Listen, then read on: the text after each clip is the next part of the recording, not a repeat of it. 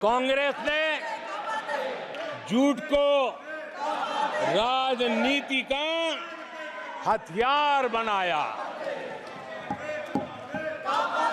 कांग्रेस के मुंह जूठ लग गया है।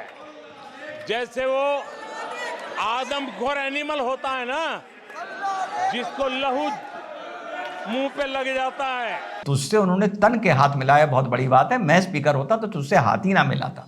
और मोदी जी से उन्होंने क्यों झुक के हाथ मिलाया, ये मोदी जी का व्यवहार बताता है। अगर पठान आएगी या ईद के टाइम कोई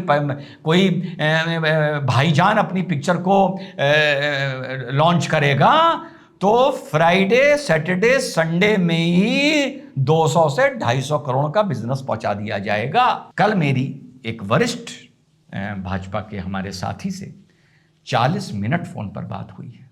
लगभग जो मैं अब बोलने जा रहा हूं उस वार्ता का जो सार था वो यही था जो मैं उनको समझा रहा था। और ये सारे फर्स्ट टाइम वोटर 18 से 23-24 साल के बीच में होंगे और ये झूठ देख देख के बड़े हुए होंगे। ये कांग्रेस का तीसरा सबसे बुरा प्रदर्शन है जो, यहां पे पॉइंट नोट करिए, जो गठबंधन के बाद हुआ है। परसों मेरी एक बड़े सम्मानित मेरे मित्र, वो एंकर भी हैं, मॉडरेटर भी हैं, उनका सम्मानित चैनल भी है, उनसे मेरी बात हो रही थी। कहने लगे ऐसा नहीं हो सकता। मैंने कहा तुम जानते क्या हो यार। मैंने कहा अगर आपसदारी में ऐसे थोड़ी बहुत तू आप हो जाती है। मैंने कहा भाई यार तुम जानते क्या हो यार, मैं तुमसे बड़ा पत्रकार नहीं बन सकता और तुम मुझसे बड़े सोशल रिलीजियस एनालिस्ट नहीं बन सकते। तो साथियों, कल मोदी जी की बारी थी। 2 घंटे में करारा जवाब दिया। इसका पूरा विश्लेषण लगभग मीडिया और सोशल मीडिया पर आप लोग देख चुके होंगे। पर भैया हम भी जौहरी हैं, हम भी कुछ परख रखते हैं हीरे की। तो आज मैं अपना विश्लेषण लेके आया हूं। जो भी मोदी जी ने कही बहुत सी बात, और उन पे मैं सब पर विश्लेषण नहीं करूंगा, पर कुछ चीजें जो मैंने नोटिस करी बतौर वक्ता और अधिवक्ता उस पर बात करेंगे और विश्लेषण करेंगे इन दोनों भाषणों को, जो राहुल के और मोदी जी के 2029 के चुनाव से जोड़कर, और थोड़ा व्यवहार को भी चर्चा करेंगे, व्यवहार पर भी चर्चा करेंगे। राहुल और मोदी जी के, मैं विपक्ष और सत्ता पक्ष की बात नहीं करता। तो इसी पर है आज छोटा सा वीडियो।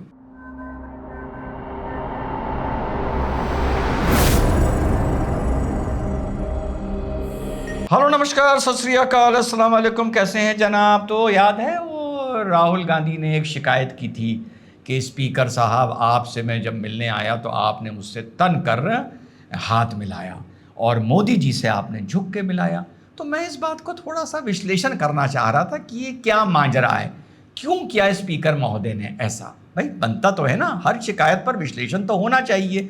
तो आइए कुछ झलकियां देखते हैं मोदी जी के और राहुल गांधी के भाषण की, और उससे मैं एक समंदर से मोती ढूंढ के लाया हूं। व्यवहार कितनी इंपॉर्टेंट चीज होती है, और व्यवहार इंसान का परवरिश से आता है। और परवरिश में अगर तुम्हारे एरोगेंस हो और तुम्हें बादशाहत और तानाशाही सिखाई गई हो तो तुम चाहे जितनी नौटंकी और ड्रामा कर लो, वो कहीं ना कहीं झलक के आएगी बाहर जरूर। आइए देखते हैं।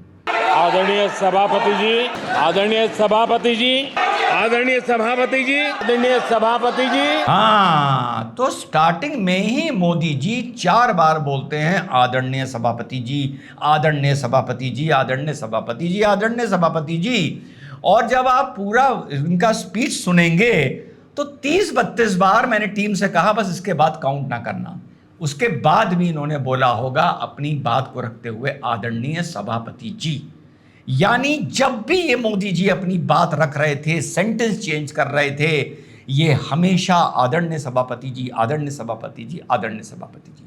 जो भी आप वहां पर बोलते हैं वो थोड़ी देर के लिए आपकी नजरें इधर उधर चली जाएं, विपक्ष की सत्ता पक्ष पे चली जाएं, सत्ता पक्ष किसी वक्ता की विपक्ष पे चली जाएं, लेकिन आपकी नजरें आदरणीय सभापति ऑनरेबल स्पीकर पर टिकी रहनी चाहिए। Just like judicial proceeding in the court. जब आप कोर्ट में आर्गुमेंट कर रहे हैं, साहब आपकी तरफ देख रहे हैं नहीं देख रहे हैं, साहब फाइल देख रहे हैं, साहब पानी पी रहे हैं, लेकिन आप इधर उधर अपनी नजरें नहीं हिला सकते। आपको लगातार कोर्ट को ही देखना होता है। ये एक तमीज है, ये एक संस्कार है जो या तो एजुकेशन से आते हैं या बचपने से एक साधारण मिडिल क्लास के परिवार वालों को सिखाए जाते हैं, जैसे शायद मोदी जी को सिखाए गए। लेकिन जैसे चाहे और वैसे चाहे किसी दूसरे को नहीं सिखाए गए। एक चीज दिखा रहा हूं, जरा इसको नोट करिएगा, ये कहीं आपको कल से आज तक मिली नहीं होगी।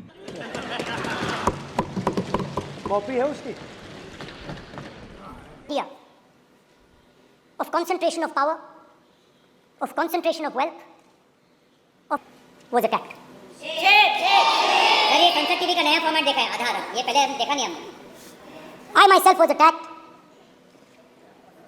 by order of the government of India, by order obviously of the Prime Minister of India. 20 plus cases, 2-year jail sentence, my house taken away, no problem. Relentless attack in the media 24/7, every single day, abuse. When Modi ji went and shook your hand, and I went and shook your hand, I noticed something. When I shook your hand, you stood straight like this and shook my hand. And when Modi ji shook your hand, you bowed down and shook his hand. जी हां, जो मैंने आपको मोदी जी के 4 बार दिखाया है सभापति महोदय देखते बोलते हुए, जाइए इस वीडियो को फिर से देखिए और देखिए 120 मिनट की लगभग अपनी स्पीच में मोदी जी शायद 115 मिनट सभापति महोदय को अपने भाषण को संबोधित कर रहे थे और उन्हीं की नजरों में आंखें डालकर बात कर रहे थे, आंखों से आंखें मिलाकर। और 30 बार तो मेरी टीम ने गिना और उसके बाद मैंने कहा चलो यार वीडियो अपलोड करना है, रिकॉर्डिंग करना है, बस छोड़ो। 30 टाइम्स ये बंदा शुरू में बोलता है ऑनरेबल स्पीकर 1 या 2 बार, और इसके 1.5 घंटे के यानी 90 मिनट के भाषण को रिवाइंड करके देखो जाकर, कितनी बार इसने सभापति की तरफ पीठ तक दिखाई है। ओवर स्मार्ट इन्फैचुएटेड बच्चे की तरह बात करते करते अपने विपक्ष की तरफ देखने लगता है, पीठ ये सभापति की तरफ दिखाता है। ये अगर कहीं वकील होता, high court, supreme court, even lower court में इसकी फाइल फेंक दी जाती और ये धक्के मार के कोर्ट से बाहर निकाला जाता। अगर इसकी ये शाही तानाशाही फितरत जो ये अपने घर से ब्लू ब्लड लेके आया और ये सोचता है हम ही इस देश में राज करने के लिए, अगर ये इस तरह से पीठ वहां पर बैठे पीठासीन अधिकारी या जज या जस्टिस महोदय को दिखाता। ये तो सिर्फ एक अंश दिखा रहा हूं, 90 मिनट में जाके देखो कम से कम 15 बार इसने पीठ सभापति को, आदरणीय सभापति महोदय की तरफ की है, पीठ कंधा अपना। ही सिटिंग देयर, सभापति अगर उधर बैठे हैं तो ये यूं करके कंधा दिखा के बात कर रहा है। और पूरे स्पीच में, इसकी 1.5 घंटे की स्पीच में इसने सभापति की तरफ शायद 30 मिनट देखा होगा। 1 घंटा ये इधर उधर ही देखता रहा। और एक बार तो सभापति साहब ने इससे कहा भी कि भैया हेलो इधर देखो, इधर ये प्रोटोकॉल है, ये तमीज है। लेकिन 99 का बुखार बड़ा खतरनाक होता है। यार ये तो बात है, इसकी सीटें उतनी आई हैं जो होती बड़ी खतरनाक है, जिसको 99 का फेर और 99 का बुखार बोला जाता है। 99 के पे क्या बुखार का आपने मुहावरा सुना है? अगर नहीं सुना हो तो बता दूं, 99 के बुखार का मुहावरा होता है कि ना अच्छे में ना बुरे में, ना ठीक में ना बीमार में, ना छुट्टी ले सकते हो ना काम कर सकते हो, बीमार भी हो लेकिन कोई बीमार मानने को तैयार नहीं है। तो इसका 99 सीट वैसे ही है, ना ये जीत में है बेचारा, ना ये हार में है। खुश हो रहा है कि जीत में है, पर हकीकत वही है जो मोदी जी ने बताई कि 542 में से 99 लेके आया। और जो पहले मैंने विश्लेषण किया था और आप लोगों को बताया था, वो बात मोदी जी की भी जुबान से निकली कि ये कांग्रेस का तीसरा सबसे बुरा प्रदर्शन है, जो यहां पे पॉइंट नोट करिए, जो गठबंधन के बाद हुआ है, जो गठबंधन के बाद 99 हुआ है। एक आप जिस तरह से 2014 का या 2019 का चुनाव लड़ा गया था, लल्ला के नाम पर हाय हाय मजे मजे लेने वाले और खुश होने वाले और मिठाई बांटने वाले, जरा बेटा शीशे में देख के एक बात का जवाब दे दो। जिस तरह 14 और 19 का चुनाव लड़ा गया था, एनडीए का तो वही छोटा मोटा गठबंधन था, पहले शिवसेना थी, फिर उसके बाद आपकी अकाली थे, कोई टूटा कोई जुड़ा, पर उनकी स्ट्रेंथ और तरीका वही था चुनाव लड़ने का, जो 14 में था, जो 19 में था। लेकिन 24 आते आते जो कांग्रेस सपा फलाना वलाना टूट के इंडिया अलायंस बनी, मान लो ये 24 में ना बनती और उसी तरह राजनीति होती जैसे 14 और 19 में हुई है, तो लल्ला फिर 50 पार न करता और बीजेपी फिर से 320 या 315 पहुंचती। हां, पॉलिटिकल गलती ये हुई कि इस गठबंधन का असर धरातल पर क्या होगा, इसको सत्ता पक्ष भांप नहीं पाया। भापने के 2 रीजन हो सकते हैं, एक अपने में ओवर कॉन्फिडेंस और दूसरा इतना निष्क्रिय और इतना नालायक मानना विपक्ष को कि हो सकता है उनके आंकड़े में, रीडिंग में, अंडरस्टैंडिंग में, असेसमेंट में, डेलिब्रेशन में ये चीज़ें प्रॉब्लम सामने आई हो कि वो डेलिब्रेट नहीं कर पाए, असेस नहीं कर पाए कि विपक्ष का गठबंधन धरातल पर कितना इंपॉर्टेंट होगा। एक तो ये गलती हुई। दूसरी गलती क्या हुई, जो मोदी जी के मुंह से मैं पहली बार सुन रहा हूं, शुक्र है, मैं तो साथियों 6 महीने से बोल बोल के थक गया। कल भी वीडियो इसी पर मैंने बनाया था, पर कल जब वीडियो अपलोड किया था तो उस टाइम मोदी जी की स्पीच चल रही थी और मैं वो देख नहीं पाया और मेरा वीडियो अपलोड हो गया। स्पीच मैंने पूरी पल कल रात को देखी। सुनिए मोदी जी क्या बोल रहे हैं। कांग्रेस ने झूठ को राजनीति का हथियार बनाया। कांग्रेस के मुंह झूठ लग गया है। जैसे वो आदमखोर एनिमल होता है ना, जिसको लहू मुंह पे लग जाता है। बिल्कुल सही कहा मोदी जी ने। और व्यवहार देखिए विपक्ष का, जब राहुल बोल रहा था तो इसको भी कैलकुलेट करके देख लीजिए। निरी बकवास, इधर उधर की, कहां का ईंट कहां का रोड़ा, लल्ला ने कुनबा जोड़ा अपनी स्पीच का। आप 1.5 घंटे की स्पीच को एसेस करके देख लीजिए। 6-7 बार, यस 6-7 बार सत्ता पार्टी के सांसदों ने उसका बीच में इंटरफेरेंस किया, डिस्टर्बेंस किया। मैं डिस्टर्बेंस का नाम दे रहा हूं। और इनका व्यवहार देख लीजिए। पूरी स्पीच में माने प्रधानमंत्री के शुरू से लेकर आखिर तक 99 का बस ये जलवा है, पूरी स्पीच डिस्टर्ब करते रहे। तो जो इनका नेता बोल रहा है कि मुझसे तन के हाथ मिलाया, अबे तुझे इतना नहीं पता कि पूरी स्पीच वहां पर बैठे ऑनरेबल स्पीकर को देख के दी जाती है। तो उनकी तरफ पीठ दिखा रहा था, तो तुझसे उन्होंने तन के हाथ मिलाया, बहुत बड़ी बात है। मैं स्पीकर होता तो तुझसे हाथ ही ना मिलाता। और मोदी जी से उन्होंने क्यों झुक के हाथ मिलाया, ये मोदी जी का व्यवहार बताता है। जाओ और इसको एज एन एजुकेशन या एज अ न्यू इनसाइट इसको भैया थोड़ा सा रिमाइंड करके देखो। मोदी का बिहेवियर, राहुल का बिहेवियर, सत्ता पार्टी का बिहेवियर और विपक्ष का बिहेवियर। और बात अपनी खत्म करते आऊंगा मोदी जी पर कि खून लग गया है। मोदी जी यहां तो भाई आप गलत हैं, आप गलत हैं। खून कैसे लग गया है जब कम से कम देश का एक वक्ता बोल रहा था कि खून लग रहा है, लग रहा है, लग रहा है, इसको रोको, इसको टोको, इसका काउंटर तैयार करो। तो भाई ये तो कमी है शायद ओवर कॉन्फिडेंस में, या ये जो खून लग रहा था। और खून ये 99 पहुंच के खून लगा है। ये देखो, खून लगने के लिए तो 99 बहुत हैं। जीत को आप उसको जीत परिभाषित करो, हार परिभाषित करो, सत्ता से कितना दूर हैं, थर्ड वर्स्ट परफॉर्मेंस है, फनाओ। जैसे मैंने आपको पहले भी सब बता चुका हूं, 10 साल बाद इंदिरा जी ने कितनी एंटी इनकम्बेंसी झेली। उसके बाद इंदिरा से राजीव के पास जब ऑफर आया तो उस 10 साल में इस परिवार ने कितनी एंटी इनकम्बेंसी झेली। फिर मोदी जी ने 10 साल में कितनी एंटी इनकम्बेंसी झेली। फिर मनमोहन सिंह ने 10 साल में कितनी एंटी इनकम्बेंसी झेली। उसमें टॉप पर मोदी जी हैं, means the best, by far the best. लेकिन ओवर कॉन्फिडेंस का ये नुकसान तो हुआ है कि आप इस झूठ को हल्के में ले गए, ये सोच के कि लोग इनको सुन नहीं रहे होंगे। और लोग सुन रहे थे, उसी का नतीजा है जो ये 52 से 99 पहुंचे हैं। वरना गठबंधन के बाद भी 70 पार करने नहीं जा रहे थे, जो फिगर मैं बार बार बता रहा था। कल मेरी एक वरिष्ठ भाजपा के हमारे साथी से 40 मिनट फोन पर बात हुई है। लगभग जो मैं अब बोलने जा रहा हूं, उस वार्ता का जो सार था वो यही था जो मैं उनको समझा रहा था। राजनीति जब शुरू हुई तो बड़े घर के लोग राजनीति में आए, जैसे वकालत में पहले बड़े घर के लोग आया करते थे। उसके बाद जेपी आंदोलन के बाद, जब बड़े घर से मेरा मतलब पैसे वाले, बड़ा छोटा कोई एक अलग टर्म हो गया, maybe I am wrong, मुझे माफ़ करें, पैसे वाले लोग आए, इनको ख़ानदानी तथाकथित माना जाता है। उसके बाद जब जेपी आंदोलन आया तो माने मुलायम सिंह जी, लालू प्रसाद यादव, नीतीश कुमार, इस तरह के लोग निकले जो ज़मीन से जुड़े हुए थे, जिनको मध्यम वर्ग का परिवार माना गया। हाँ, इसको अपर वर्ग एंड मध्य वर्ग मान के चलते हैं। उसके बाद एक नया ट्रेंड आया जब क्रिमिनल्स ने पॉलिटिशियंस को सपोर्ट करना शुरू किया। उसके बाद एक नया ट्रेंड आया जब क्रिमिनल्स ने कहा यार हम सपोर्ट क्यों कर रहे हैं, हम ही ना विधायक और सांसद बन जाएं, तो क्रिमिनल्स आ गए। उसके बाद मेरे युवा साथियों एक ट्रेंड आया जब फिल्म पर्सनैलिटीज ने चुनाव में जाके प्रचार करना शुरू हुआ।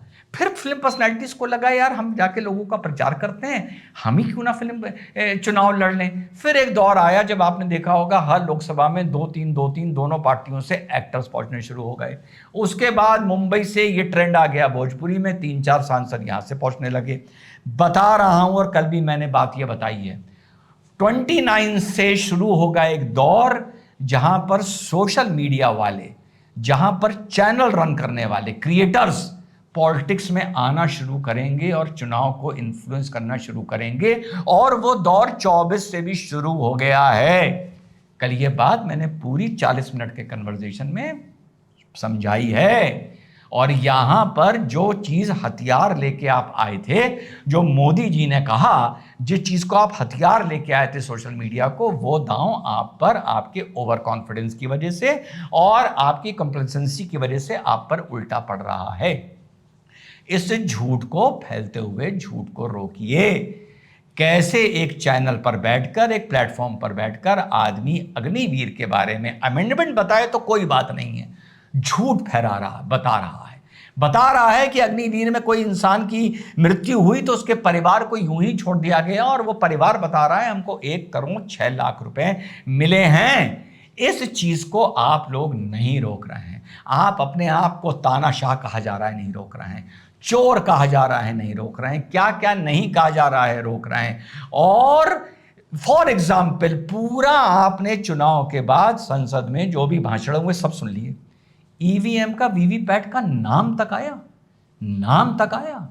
क्या रेट्रोस्पेक्टिवली उन लोगों पर मुकदमे नहीं हो सकते जिन्होंने ईवीएम और वीवीपैट को लेके युवाओं और गलेबल माइंड्स के दिलों में एक शंका डाली? साहब एसबीआई बंद बिक गया, साहब एलआईसी को लूट लिया अडानी ने। क्या लूटा अडानी ने? जब आपने एलआईसी ने, एसबीआई ने डिविडेंड तक सरकार को दे दिया, क्या रेट्रोस्पेक्ट में ये मुकदमे नहीं हो सकते? इन चीजों को नहीं रोका जा सकता? वार्निंग दे रहा हूं कि जिस तरह से इंडी अलायंस और वर्ग विशेष लोगों को सोशल मीडिया पर प्रमोट कर रहा है, और वर्ग विशेष भैया करता है, अगर पठान आएगी तो ये एनालिसिस बता रहा हूं लाख रुपए का, अगर पठान आएगी या ईद के टाइम कोई भाईजान अपनी पिक्चर को लॉन्च करेगा तो फ्राइडे, सैटरडे, संडे में ही 200 से 250 करोड़ का बिजनेस पहुंचा दिया जाएगा, जिसमें 50 करोड़ का बिजनेस तो होगा जो लोग फैंस देखने आए हों, 200 करोड़ का बिजनेस होगा जो डेडिकेटेड एजेंडे की तरह देखने आए होंगे कि भैया अपने की पिक्चर है, देखने तो जाना है। तो जब 3 दिन में पिक्चर 300 करोड़ करती है, जिसमें 250 करोड़ वर्ग विशेष का कंट्रीब्यूशन होता है, तो जो क्रिटिक पंडित होते हैं उस मूवी को हिट डिक्लेयर कर देते हैं, पार्टी हो जाती है। और जब मूवी 3 दिन में 250-300 करोड़ कर लेती है, तो फिर उसके बाद मंडे के बाद आम आदमी भी जाके देखने लगता है कि भैया चल के देखो तो क्या है ऐसा पिक्चर में जो 3 दिन में 300 करोड़ का बिजनेस कर लिया। ये है कहानी। परसों मेरी एक बड़े सम्मानित मेरे मित्र, वो एंकर भी हैं, मॉडरेटर भी हैं, उनका सम्मानित चैनल भी है, उनसे मेरी बात हो रही थी। कहने लगे ऐसा नहीं हो सकता। मैंने कहा तुम जानते क्या हो यार? मैंने कहा और आपसदारी में ऐसे थोड़ी बहुत तू आप हो जाती है। मैंने कहा भाई यार तुम जानते क्या हो यार? मैं तुमसे बड़ा पत्रकार नहीं बन सकता और तुम मुझसे बड़े सोशल रिलीजियस एनालिस्ट नहीं बन सकते। मैंने कहा यही बात तुम्हें नहीं पता है। जब एक वीडियो लॉन्च होता है क्रिएटर द्वारा या 2-3 क्रिएटर द्वारा, तो जौहर के अपने अकाउंट से और एक फेक अकाउंट से उस वीडियो को 5 घंटे में 30 लाख व्यू दे दिए जाते हैं। और 30 लाख व्यू देने के बाद वो रिकमेंड होके कहां का कहां पहुंच जाता है। फिर लोग देखने पर मजबूर हो जाते हैं क्योंकि बार बार वो आपकी सर्च गैलरी में पॉपअप कर रहा होता है। तो मैंने बताया है कल ही भैया कि एक बहुत बड़ी जमात युवाओं की खड़ी हो रही है जो आज 16 साल के हैं। 29 आते आते ये सब फर्स्ट टाइम वोटर्स होंगे, और ये सारे फर्स्ट टाइम वोटर 18 से 23-24 साल के बीच में होंगे, और ये झूठ देख देख के बड़े हुए होंगे। और आप इनका झूठ का, मैं तो खैर 29 बात ही नहीं करता, मैं तो 27 पर आ जाऊं 3 साल, तो जो आज 16, 17, 18 साल के हैं वो फर्स्ट टाइम वोटर बन चुके होंगे भैया, और वो यही झूठ फॉल्स नैरेटिव देख के वोटर बने होंगे, और झोर के फिर वो आपके खिलाफ वोट डालेंगे। क्योंकि 27 या 29 आते आते 14 से पहले का जो यूएपीए का पीरियड था और जो भ्रष्टाचारी का पीरियड था, जहां पे एक एक टॉयलेट नैपकिन का रोल 6-6 हजार रुपए में सुना है बिका था। एसी उस जमाने में नया 18,000 का आता था और 3 महीने के लिए 25,000 का किराए पर लिया गया था। वो दौर 27 का और 29 का अधिकतर युवा वोटर भूल चुका होगा।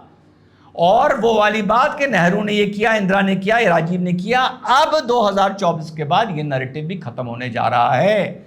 तो आपके पास 2 नैरेटिव हैं, एक धरातल पर काम करना युवाओं के लिए और मध्यम वर्ग के लिए, सबको साथ लेके चलिए, कोई समस्या नहीं है, लेकिन किसी को इंप्रेस करने की ना सोचिए। जो हिंदी में बोला जाता है, इंग्लिश में पुल अप योर सॉक्स और हिंदी में घोड़े खोल दीजिए। और एक बोला जाता है ऑन वॉर फुटिंग, मध्यम वर्ग को और युवाओं को साधने की कोशिश करिए, उनको समझाइए और उन्हें अपने साथ जोड़िए और उनको ये रियलाइज होना चाहिए कि फ्यूचर में वो आप ही को, आपकी विचारधारा को एक विचारधारा देश की एकीकरण के लिए, भारत की आन बान शान के लिए देखें। लेकिन आन बान और शान के लिए तब देखेंगे जब वो सेटिस्फाइड होंगे, पेट भरा होगा और थोड़ा सा जेब में पैसा भी होगा और तेल भराने का आराम से पेट्रोल भी होगा, यानी खुश होंगे। ये नहीं कह रहा हूं कि उनको राजा बना दीजिए। इस चीज को देखिए और झूठ को कंट्रोल करिए।